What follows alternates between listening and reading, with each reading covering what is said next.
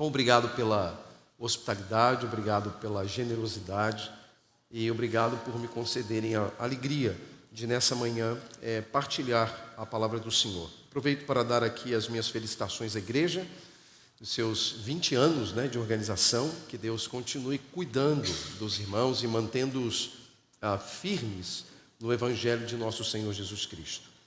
Não há absolutamente circunstância, condição, situação melhor para qualquer servo de Deus do que estar na presença de Deus em comunhão com irmãos queridos, amados, que creem no bendito Evangelho de nosso Senhor, que creem na palavra de Deus. Então, muito obrigado pelo convite.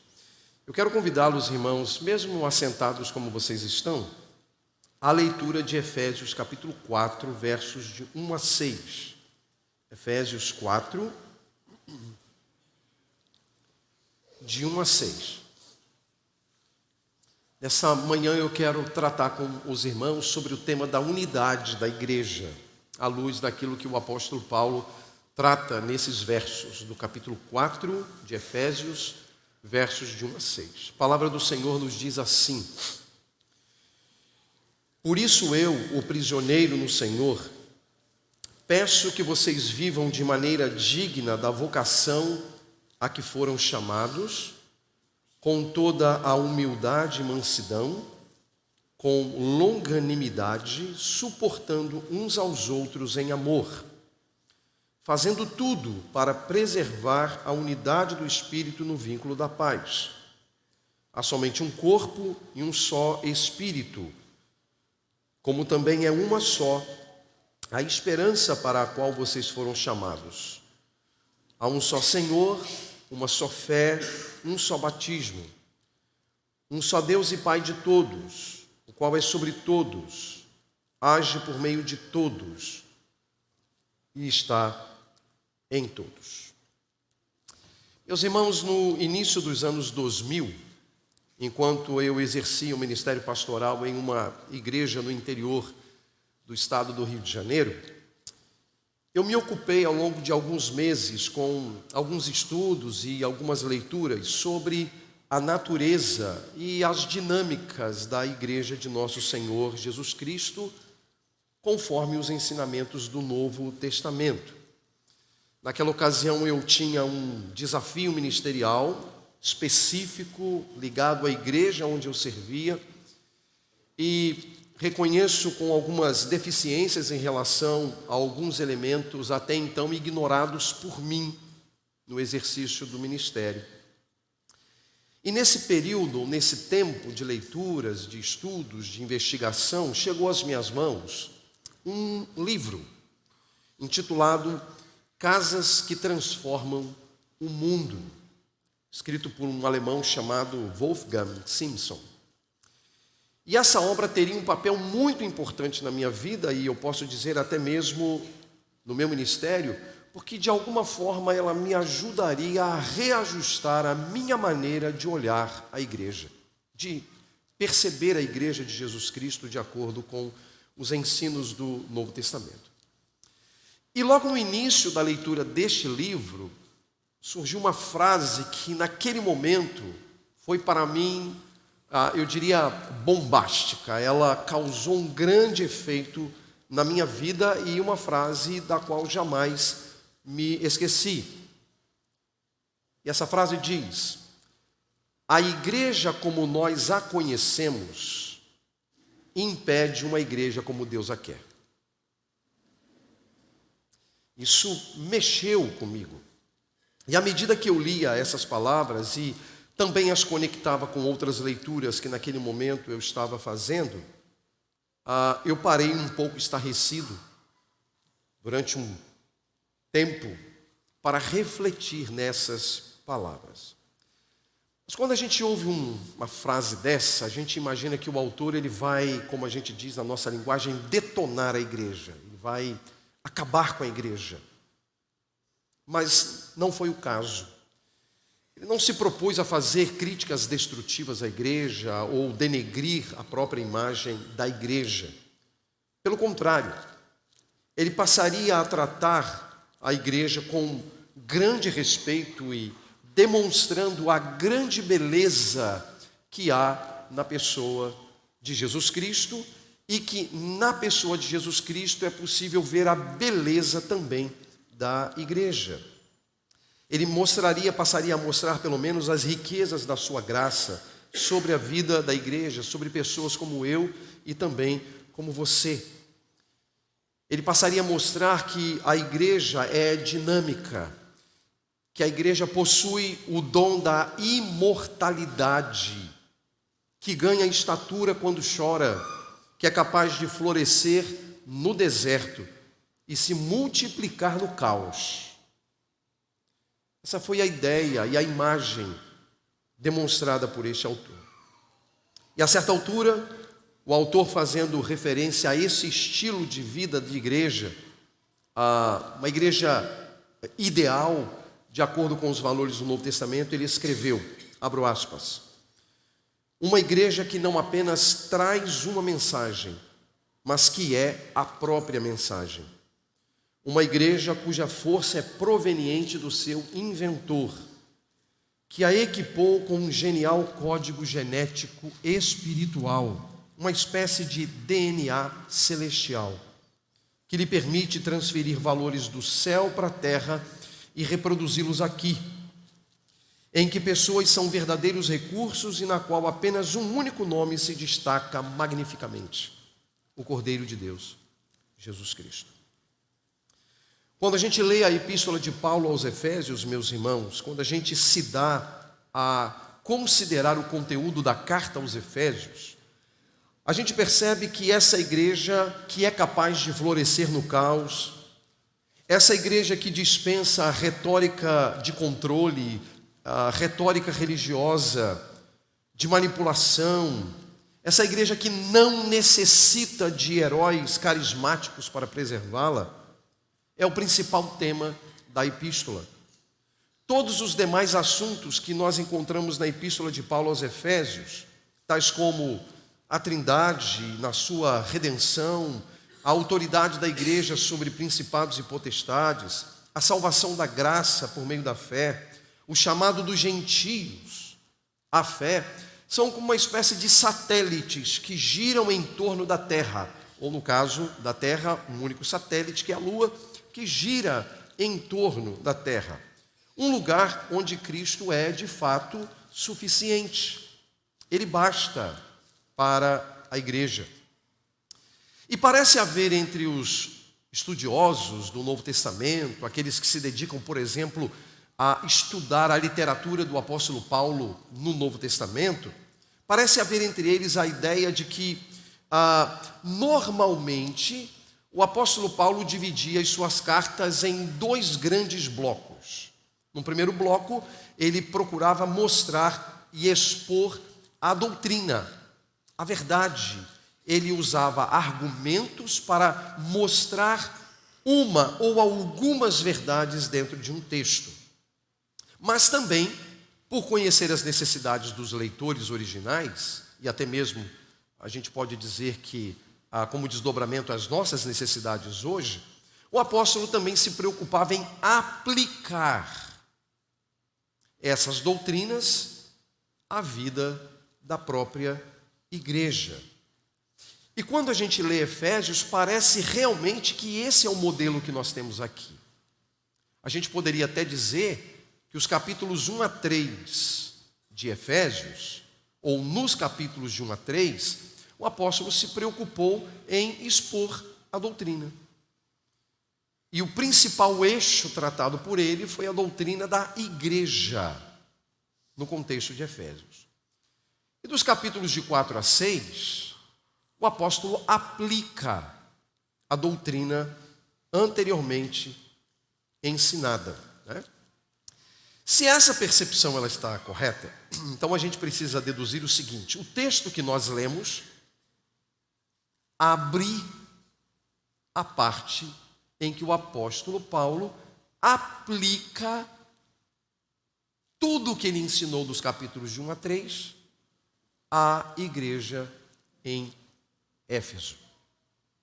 E notem que o tema central e principal no início dessa aplicação, diz respeito à unidade da Igreja de Jesus Cristo.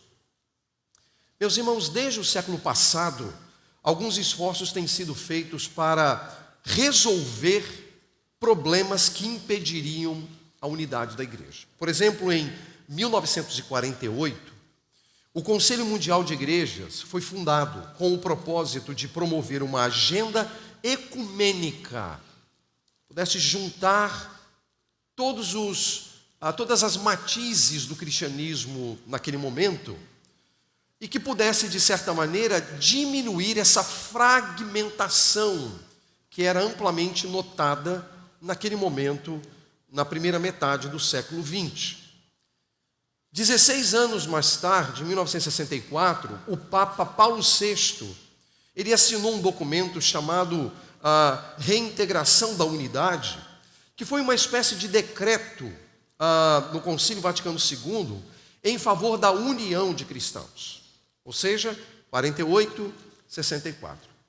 Nós estamos hoje em 2025 e a gente percebe que os esforços que foram feitos lá simplesmente não tiveram frutos. O movimento cristão, ele ainda é um movimento altamente fragmentado e é natural que o seja por conta da pluralidade de ensinos e verdades, entre aspas, que são propagados. Então é natural que essa fragmentação exista ainda. Essas medidas frustradas, historicamente frustradas, apenas demonstram que a unidade da igreja não se fundamenta em documentos humanos. A unidade da igreja não se fundamenta em meros esforços humanos. A unidade não surge de concílios formados por representantes de igrejas cristãs, reunidos numa cidade à parte, ou de reuniões ao redor de uma mesa farta com muitas coisas deliciosas, bem preparadas, delicadas, caprichosas. A unidade sobre a qual o apóstolo trata nessa passagem se fundamenta na verdade do Evangelho e seu chamado à participação no corpo de Cristo.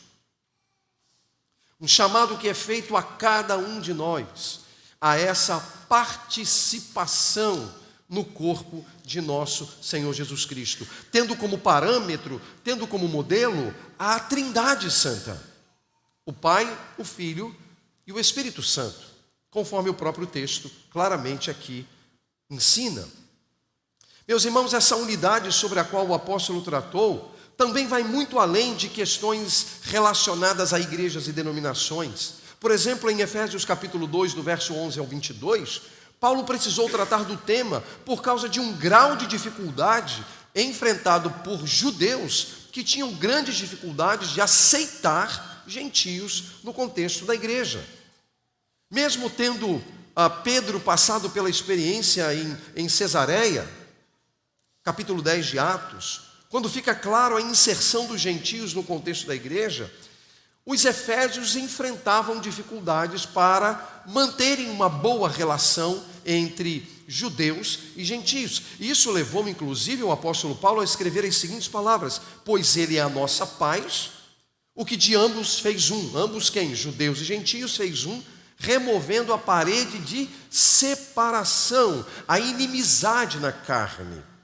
Portanto, Paulo, desde o capítulo 2, de uma maneira muito clara, ele estabelece ali o elemento da unidade, ele estabelece a doutrina da unidade da igreja, para a partir do capítulo 4 ele aplicar essa doutrina, ou seja, quais os caminhos que a gente pode tomar para que essa doutrina seja real, concreta na vida de uma igreja. Nós sabemos, irmãos, que nosso Senhor orou pela unidade da igreja. Capítulo 17 de João, lemos aqui alguns versos do capítulo neste culto. Os apóstolos lutaram pela preservação da unidade da igreja. Mas a perguntas que nós precisamos responder é: qual é o fundamento dessa unidade e qual é o padrão dessa unidade segundo o texto? Então eu quero convidá-los a voltarmos para o texto e olharmos um pouco mais detalhadamente aquilo que Paulo está ensinando. Em primeiro lugar, meus irmãos, eu quero levá-los a considerar o fundamento da unidade da igreja. E segundo o apóstolo Paulo, o fundamento da unidade da igreja é a verdade. Acompanhe comigo os versos de 1 a 3 do capítulo 4 de Efésios. Por isso eu, o prisioneiro no Senhor, peço que vocês vivam de maneira digna da vocação a que foram chamados, com toda a humildade e mansidão, com longanimidade, suportando uns aos outros em amor, fazendo tudo para preservar a unidade do Espírito no vínculo da paz. Você certamente, lendo o texto, vai perceber que a palavra verdade não aparece nessa perícope que nós lemos, nesses 3 versos. Entretanto, onde está o elemento da verdade aqui? Paulo diz: peço que vocês vivam da maneira digna da vocação com que foram chamados. Essa expressão, ela é amplamente usada por Paulo, não apenas aqui em Efésios, como em algumas outras cartas por ele escritas. E normalmente, essa sentença é utilizada num contexto em que ele está fazendo defesa da verdade, ou, como no caso de Efésios aqui, de uma verdade. Qual verdade? A unidade da igreja. O que Paulo está dizendo, meus irmãos, é que a unidade da igreja de Jesus Cristo não é algo deste mundo. É de fato algo celestial. É o dom de Deus, é o presente de Deus ao seu povo, aqueles que são chamados pelo seu nome. E quando Paulo começa o capítulo 4, de imediato a gente precisa perceber que Paulo está com o seu coração repleto de afetos pastorais. Paulo ama os efésios. Paulo passou o período de 3 anos, conforme as narrativas do livro de Atos, pregando aos efésios. É a única liderança que Paulo chama para se despedir posteriormente, no capítulo 20, quando ele manda chamar os presbíteros de Éfeso, lá em Mileto, 50 quilômetros aproximadamente de Éfeso, para se despedir destes irmãos com uma dura mensagem de que possivelmente eles jamais voltariam a se encontrar, porque Deus estava estabelecendo caminhos para eles. Então era um momento de dor, era um momento de tristeza, mas um momento em que Paulo precisa de fato se despedir daqueles irmãos. E como é que a gente pode pensar ou perceber o que nos leva de fato a considerar os afetos pastorais de Paulo? A expressão que ele usa: por isso eu, o prisioneiro no Senhor, peço. Uma melhor tradução seria rogo, suplico, mas cheio de sentimentos e afetos, bons sentimentos e bons afetos em relação ao público leitor, no caso a igreja de Éfeso. Veja que Paulo, ao escrever essas palavras, ele não está numa situação como a nossa aqui nesta manhã. A carta aos Efésios é uma das epístolas da prisão. Paulo está preso, muito provavelmente, os seus pés presos a correntes, numa masmorra úmida e escura. O rogo de Paulo, a súplica de Paulo, é a súplica de um pastor que ama o rebanho e que deseja ver o rebanho progredindo na fé. E na condição de prisioneiro, por causa do Senhor, ele tem algumas recomendações. Ele estabelece um padrão que, de alguma maneira, é o meio que Deus utiliza para preservar a unidade da sua igreja. E qual é o padrão, ou qual é o fundamento? Ele diz assim: que andeis de modo digno do chamado que foste chamados. Ou na versão que tenho aqui em minhas mãos, que vivam de maneira digna da vocação a que foram chamados. Ora, irmãos, o que estabelece para nós o que é digno e o que é indigno em termos da fé? Qual é o parâmetro que nós temos para estabelecer aquilo que é digno e o que é indigno? A minha maneira de pensar? A sua maneira de pensar? A minha cosmovisão pessoal? A sua cosmovisão pessoal? A minha perspectiva da vida? A sua perspectiva da vida? Não. O fundamento dessa maneira digna, desse modo digno de viver, diz o texto: andar de maneira digna da vocação em que foram chamados. E essa aqui não é uma vocação ligada à profissão, né? Não está falando aqui de questões profissionais. O indivíduo tem a vocação para ser isso, ou aquilo outro. Aqui a vocação é o chamado à fé, é a salvação, é a conversão, que é o elemento comum a todos nós. Por quê? Para nós pertencermos à igreja de Jesus Cristo, nós precisamos ser salvos. Temos que ter sido chamados pela pregação do Evangelho. Os nossos corações terão de ter passado pela experiência do novo nascimento, para que nós pudéssemos ouvir a voz do bom pastor e para que nós pudéssemos atender o chamado e segui-lo. É disso que Paulo está falando. O pressuposto de Paulo é a verdade. E o ponto é: quem está na verdade senão aqueles que estão em Cristo Jesus? Não há garantias para quem não está. Mas para nós que estamos, temos garantias, porque de fato estamos ligados à própria verdade. Andar de maneira digna do chamado a que fomos chamados. Mas aí a gente pergunta: andar como? De que maneira? Paulo responde.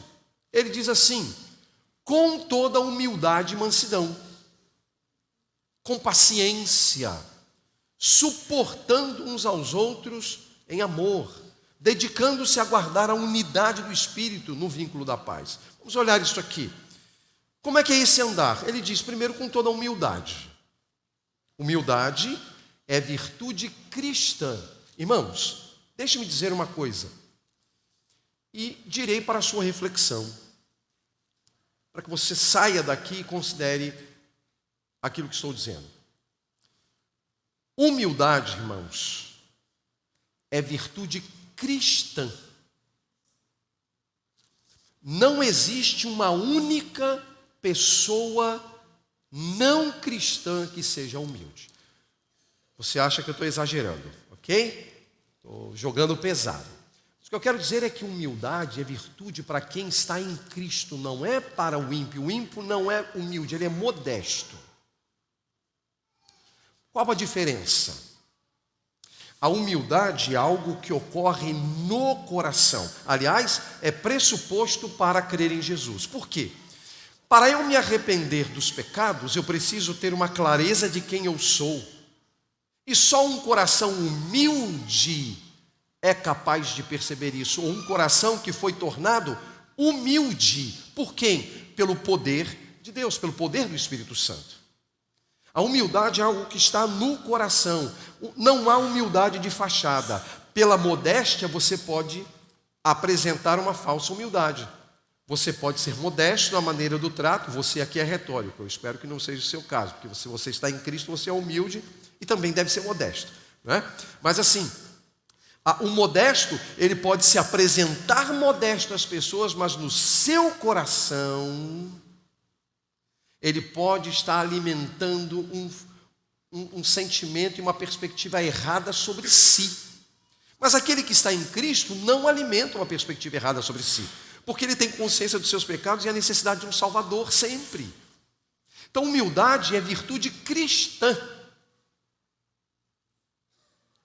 Quem não está em Cristo é modesto. E outro detalhe, humildade não se aprende, mas modéstia se aprende. Humildade tem a ver com a mudança de natureza, mudança do coração. Por isso que Jesus, ao iniciar o Sermão da Montanha, qual é a primeira bem-aventurança que Jesus estabelece? Que estabelece como padrão, como fundamento a todas as demais. Bem-aventurados os humildes ou pobres de espírito, porque deles é o reino dos céus. Humildade, meus irmãos, é um elemento fundamental para aqueles que andam de maneira digna. A pessoa que anda de maneira digna, ela é humilde, com toda a humildade, mas também com toda a mansidão. E não à toa, mansidão é uma das bem-aventuranças também. Bem-aventurados os mansos, porque eles herdarão a terra, nosso Senhor falou. E o que é a mansidão? A mansidão, meus irmãos, tem a ver com, e isso é importante, com a defesa da verdade. Sim, com a defesa da verdade. Vejamos esse exemplo em Moisés. Moisés foi considerado um homem mais manso sobre a terra. É o que o texto bíblico diz. Mas quando ele tem que quebrar as tábuas da lei, ele quebra. Não é verdade?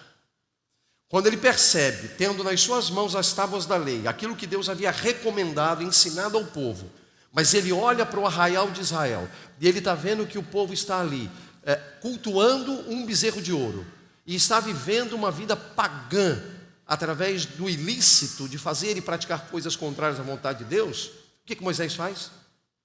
Ele quebra isso aqui, porque ele está mostrando o que o povo estava fazendo lá. A gente diria, né? O sujeito desse não é manso, mas de jeito nenhum. Mas ele é considerado o homem mais manso sobre a terra. Mas olha para Jesus, que é exemplo de todas as coisas. Quando ele chega no templo e ele percebe que estão vandalizando a fé, vendendo ali mercadorias para o culto, o que ele faz? Ele faz um chicote. Ele faz um chicote e bota todo mundo para correr. Você vai dizer que Jesus não era manso? Porque ele fez isso? Agora, por que Moisés e Jesus agiram dessa maneira? Por causa da verdade, daquilo que Deus exige do seu povo. A mansidão, meus irmãos, tem a ver com a manutenção e a preservação daquilo que Deus exige, de brigarmos, entre aspas, para manter o que Deus exige. Manso não é o bobo.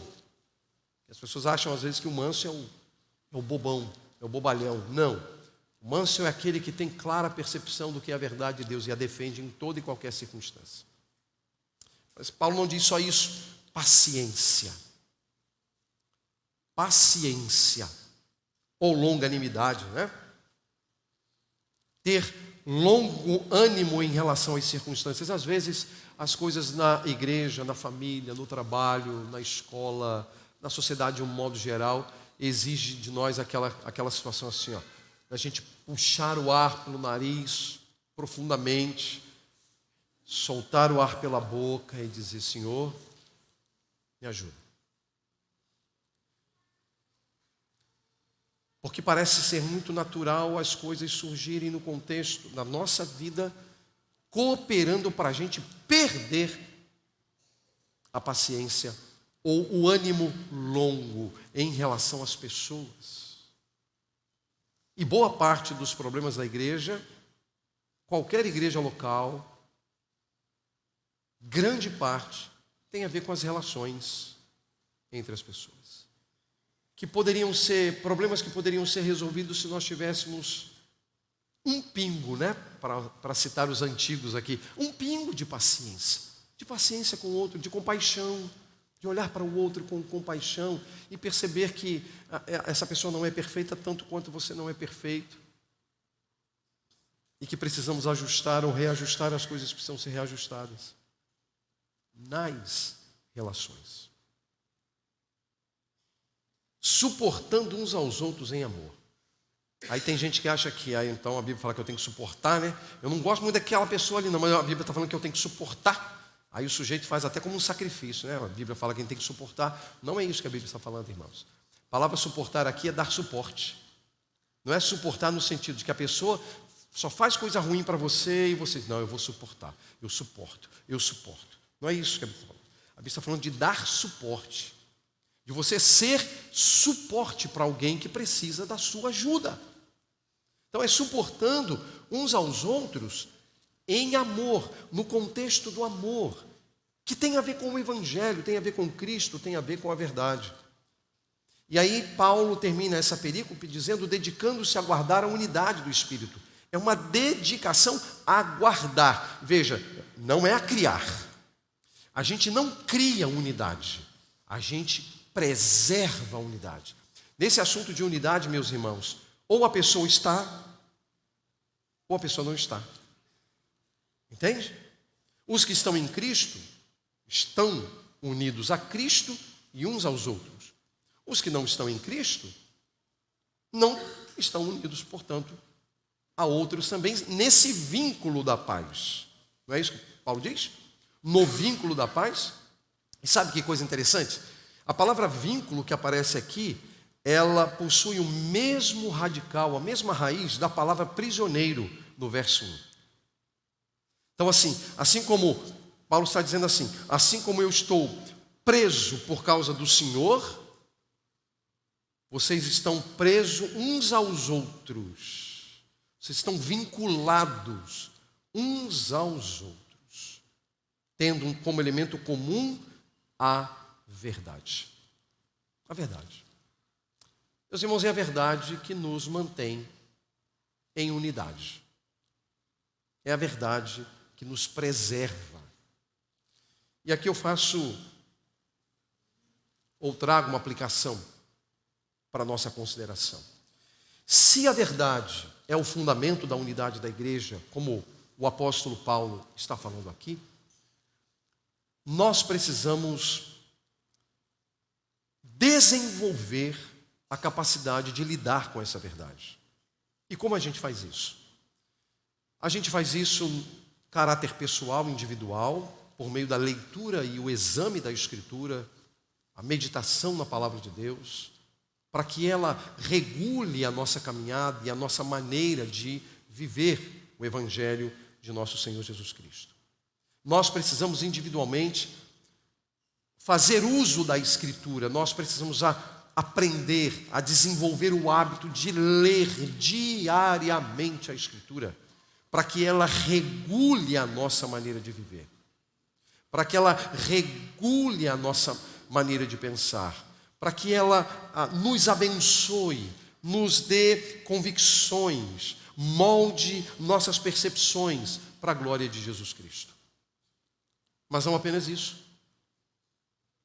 Nós precisamos desenvolver o hábito de ouvir a exposição e a pregação da palavra de Deus. Irmãos, isso que nós estamos vivendo aqui agora, neste exato momento, em que há um auditório formado predominantemente por crentes em Jesus Cristo, ouvindo a exposição da palavra de Deus, foi algo que Deus determinou para aquela igreja que se desenvolve no caos, que floresce no deserto. Isso aqui é algo que Deus estabeleceu. Então, não se prive jamais disso aqui. Porque à medida que a palavra do Senhor é exposta dominicalmente aqui, essa é a maneira pela qual o Espírito Santo opera na mente e no coração dos seus filhos, para que a unidade seja preservada. A unidade seja mantida. E nós aprendamos a cada momento, em cada circunstância, a andar de maneira digna do chamado que fomos chamados. Não se prive disso. Jamais. Dê ouvidos à palavra de Deus. Dê ouvidos à pregação da palavra de Deus. O segundo ensino de Paulo está nos versos de 4 a 6. Padrão da unidade da igreja. Qual é o padrão da unidade da igreja? Para onde nós devemos olhar como padrão, como modelo, como exemplo, como moldura dessa unidade. Veja o que Paulo diz, versos de 4 a 6. Há somente um corpo e um só espírito, como também é uma só a esperança para a qual vocês foram chamados. Há um só Senhor, uma só fé, um só batismo, um só Deus e Pai de todos, o qual é sobre todos, age por meio de todos e está em todos. Não sei se você percebeu, mas nós lemos 3 versículos. Em cada um dos versículos faz-se alusão a uma das pessoas da Trindade. O verso 4 fala do Espírito. O verso 5 fala do Senhor, que é uma nomenclatura amplamente usada no Novo Testamento para se referir a Jesus. E o verso 6 fala do Pai, Deus e Pai. Perceberam isso? A Trindade está claramente exposta aqui. E cada pessoa da Trindade, na economia da Trindade, ou seja, na agência da Trindade, na maneira como a Trindade procede, na maneira como a Trindade opera todas as coisas, e isso está de acordo com o que a gente lê no capítulo 1 e a gente sabe de cor. O Pai elegeu, o Filho redimiu e o Espírito selou, capítulo 1, de 3 a 14. Paulo está retomando aqui para mostrar como é que isso acontece, como as pessoas da Trindade operam, porque de fato o padrão de unidade que a igreja deve perseguir está na Trindade. É para lá que a gente precisa olhar, é para o Pai, o Filho e o Espírito, e a comunhão entre eles, a unidade deles que nós precisamos olhar. Sobre o Espírito, no verso 4, ele diz: há somente um corpo e um só Espírito. Um corpo e um só Espírito. E isso é interessante porque, veja, a palavra Espírito aqui é uma designação da terceira pessoa da Trindade. A gente não tem dúvida disso porque o contexto estabelece o Espírito, o Filho, ou o Senhor e o Pai. Entretanto, veja essa relação do corpo com o Espírito. O que é um corpo com o Espírito e o que é um corpo sem o Espírito? Um corpo sem o Espírito está morto. Correto? O que é a morte senão a ausência de vida? E o que dá a vida senão o Espírito? O sopro de vida. E aí Paulo diz: há um só corpo e um só Espírito. O que mantém a igreja, na perspectiva de Paulo, viva, é o Espírito de Deus no meio do povo de Deus, guiando o povo de Deus, fortalecendo o ânimo e a fé do povo de Deus. Não é possível ser uma igreja saudável e bíblica, aliás, não é possível nem ser igreja sem a obra do Espírito. Mas veja que nessa obra nós somos um corpo. Nós sabemos o que o apóstolo Paulo ensina em outros lugares sobre essa relação do corpo ou dos membros do corpo. Não é verdade? Paulo, no capítulo 12, por exemplo, de 1 Coríntios, fala claramente sobre as relações entre as partes do corpo. E ele mostra, por exemplo, que nenhuma parte é superior à outra, nenhuma parte é melhor do que a outra. Há partes, obviamente, que fazem o seu serviço às ocultas e há partes que aparecem, como no nosso corpo, não é? Nós não somos somente essa parte externa, nós temos um lado interno que move nossos sentimentos, move nossas emoções e move a nossa saúde. Há um só corpo, mas ele não está falando só da comunidade local. Isso aqui é uma expressão do corpo, mas o corpo de Cristo está espalhado nos 4 cantos da terra, ou seja, aquilo que tentaram fazer pelo Conselho Mundial de Igrejas em 1948 ou pelo Concílio Vaticano II em 1964 e não conseguiram, está mantido desde que Deus estabeleceu o seu povo sobre a terra, porque existe unidade entre aqueles que pertencem ao corpo de Cristo e que estão espalhados por todo o mundo, porque a nossa unidade, ela tem a sua expressão local como aqui, mas nós temos muitos crentes espalhados em muitos lugares do mundo e nós estamos, por meio de Cristo, unidos a eles também. Essa é a unidade do corpo. Mas lembrando que nós não estamos sacrificando a verdade, por isso que a verdade vem antes. Nós temos comunhão com quem anda na verdade. Esse é o padrão, esse é o fundamento. Mas isso se desdobra nesse vínculo da paz, nesse padrão de unidade, olhando para a pessoa da Trindade. Então ele diz, um corpo e um espírito, assim como também fossem chamados em uma esperança do vosso chamado. Ele fala de esperança. Porque, na verdade, a obra do Espírito é nos preservar neste tempo, aqui neste mundo, até chegarmos à presença do nosso Deus. Por isso que a igreja triunfa. Irmãos, a igreja, e Wolfgang Simpson foi muito feliz quando disse isso, ela de fato possui o dom da imortalidade, porque o seu DNA é celestial. A igreja vai triunfar. Isso é certo. A gente tem spoiler na Bíblia. É só ler o Apocalipse, lá, está claro para a gente. A igreja vai triunfar. Vai triunfar. Isso é certo. Porque é o Espírito que mantém a igreja viva. Mas o texto também nos fala do Senhor. Um só Senhor, uma fé, um batismo. Um só Senhor, porque não há outro Senhor de fato, irmãos.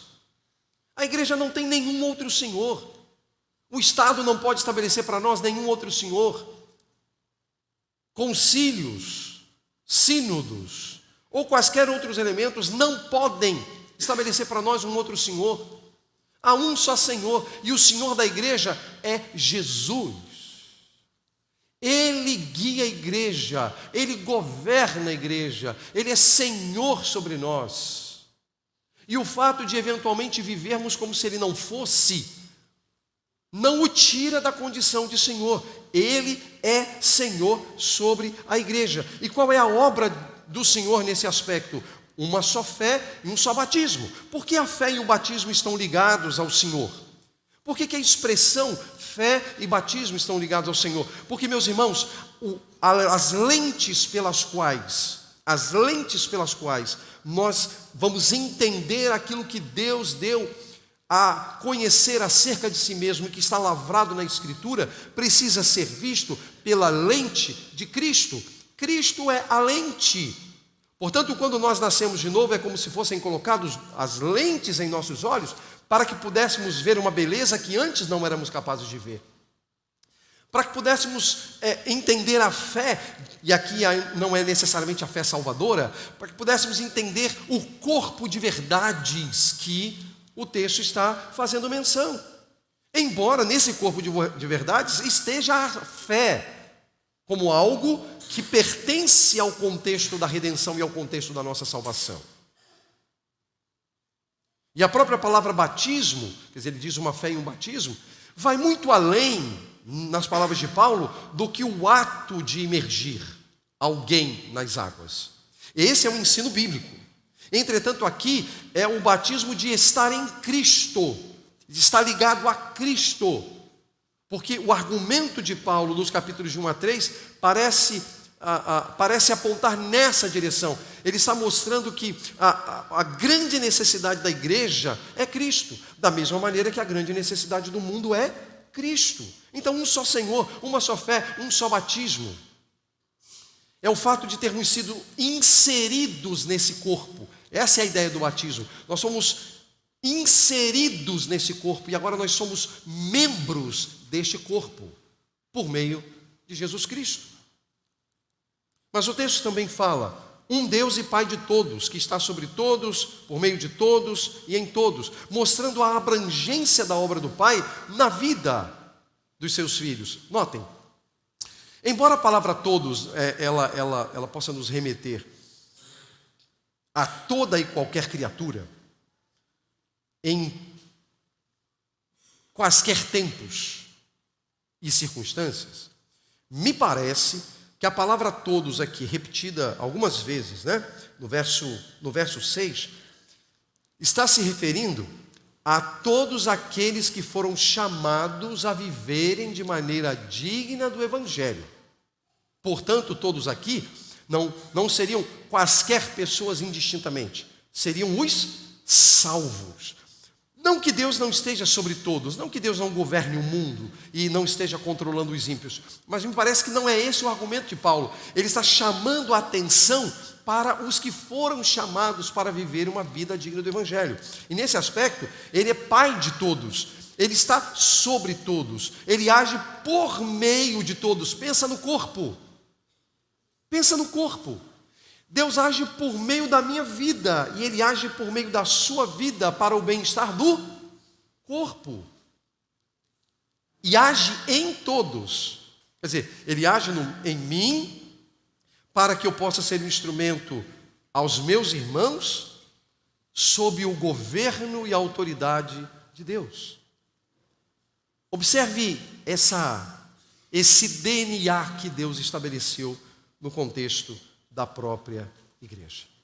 Então, notem, meus irmãos, nós precisamos, de fato, olhar para a Trindade. Esse é o nosso modelo, é o nosso parâmetro. Se nós queremos entender o que é unidade, o que é comunhão cristã, nós precisamos olhar para as relações claras, evidentes do Pai, do Filho e do Espírito Santo. Porque lá está uma expressão perfeita dessa unidade. E deve ser o alvo de cada um de nós, no contexto, claro, a priori, da igreja local. E, meus irmãos, isso nos leva então a uma outra aplicação, a considerarmos uma outra aplicação, que é basicamente a necessidade, meus irmãos, de nós sermos proativos no contexto da Igreja de Jesus. E quando eu uso aqui o conceito de proatividade, é porque os membros do corpo têm papéis muito definidos. E agora eu estou fazendo alusão ao corpo humano. Não é? Aquilo que compõe a nossa estrutura física tem papéis muito bem definidos. Não é verdade? Então, os rins sabem, estou sendo metafórico, né? Os rins sabem o que precisa ser feito. O estômago sabe o que precisa ser feito, não é? O pâncreas sabe o que precisa ser feito. É assim? E aí eu poderia nomear todas as partes, não, todas não, seria muita pretensão da minha parte, né? Mas algumas partes do corpo humano que têm papéis muito definidos. E aí você sabe, o pâncreas não pode fazer o papel do intestino. E o intestino não pode fazer o papel do coração. O coração não pode fazer o papel dos pulmões, não é verdade? O papel do coração é um, o papel dos pulmões outro, dos rins, do estômago, do intestino. Cada um faz o seu. A gente precisa perceber qual é o nosso lugar na Igreja de Jesus e fazer aquilo que nos compete. Então, quando eu falo de proatividade, eu estou falando disso. Você tem um papel fundamental no contexto da igreja local, onde Deus age em você e também por meio de você, porque é isso que Paulo diz. Ele diz, um só Deus e Pai de todos, o qual é sobre todos e age por meio de todos. Ora, se você é parte desse todos, porque nasceu de novo, porque está em Cristo, é natural que você faça o que tem que ser feito. Você imagina, se fosse possível, a gente acordar hoje o estômago falar assim, hoje eu não quero saber de fazer esse meu trabalho não, hoje eu vou tirar uma folga. Hoje eu não quero saber. Ok? Não quero saber.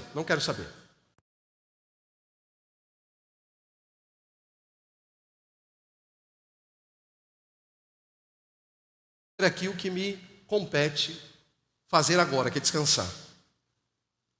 Vou descansar. Você imagina se as partes do corpo resolvessem agir dessa maneira no contexto do corpo? Olha o problema que a gente teria, não é verdade? Mas pense na igreja. Quando alguém sobre o qual Deus está, em quem Deus age, decide não agir em favor da igreja, para o bem-estar da igreja, não é basicamente isso que a gente faz? Nós precisamos ser proativos. Você precisa servir. E eu não estou falando que você vai ter que pregar, vai ter que ensinar, não é isso que eu estou falando. É achar o seu lugar e fazer. Achar o seu lugar e fazer. Para que Deus haja tanto em você, como também por meio de você. Concluo, meus irmãos, lembrando que, como corpo de Cristo, e nessa unidade, Cristo é Senhor sobre a igreja. E da mesma maneira que nós temos uma relação pactual com Cristo, nós temos uma relação pactual uns com os outros. E precisamos fazer aquilo que honra e agrada a Deus. Eu quero encorajá-los a se lembrarem que a unidade sobre a qual o apóstolo Paulo trata nos versos de 1 a 6 se fundamenta de fato na verdade do Evangelho. A gente não pode abrir mão da verdade. E a gente precisa lidar com a verdade. E é também um chamado à participação no corpo de Cristo, conforme os padrões que a Trindade Pai, o Filho e o Espírito nos oferecem. Todos nós devemos empreender esforços por essa unidade, de acordo, meus irmãos, com a medida do dom de Cristo a cada um de nós. Meus irmãos, que o Senhor abençoe, continue abençoando a vida dessa igreja. Graças a Deus pelos 20 anos que a igreja completa nesse mês. Que Deus os mantenha firmes em Jesus Cristo. Que a verdade do Evangelho jamais lhes falte aqui. Que sejamos formados à luz de Cristo. Que nossa fé seja robusta para a glória de Cristo. E que em todas as coisas Cristo, o Senhor e cabeça da igreja, seja glorificado. Que não haja no meu coração, no seu coração, quaisquer lugares para vaidades, orgulhos ou coisas que o valham. Mas que sejamos humildes, mansos, pacientes, suportando uns aos outros em amor para a glória de Jesus Cristo. Vamos orar? Bendito seja, ó Deus, o teu nome. E obrigado pela tua santa palavra. Obrigado, meu Deus, pela bondade do Senhor em nos tornar teu povo. Obrigado pela redenção que temos em Jesus Cristo. Obrigado por fazermos parte, ó Deus, do corpo de Cristo, tendo-o como Senhor sobre nossas vidas, o cabeça da igreja.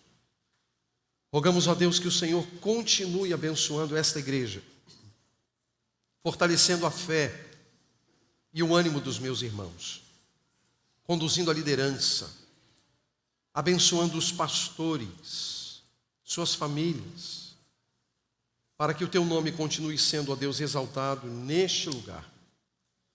Que aquilo que precisa ser reajustado, que o Senhor mesmo reajuste. Que o Senhor purifique e santifique a tua igreja. Oramos, ó Deus, dependentes do Senhor, e rogando as tuas misericórdias, em nome de Jesus. Amém. Amém. Se você gostou desse conteúdo, deixe o seu like, compartilhe o vídeo e ative as notificações para sempre ser informado sobre novos vídeos do nosso canal.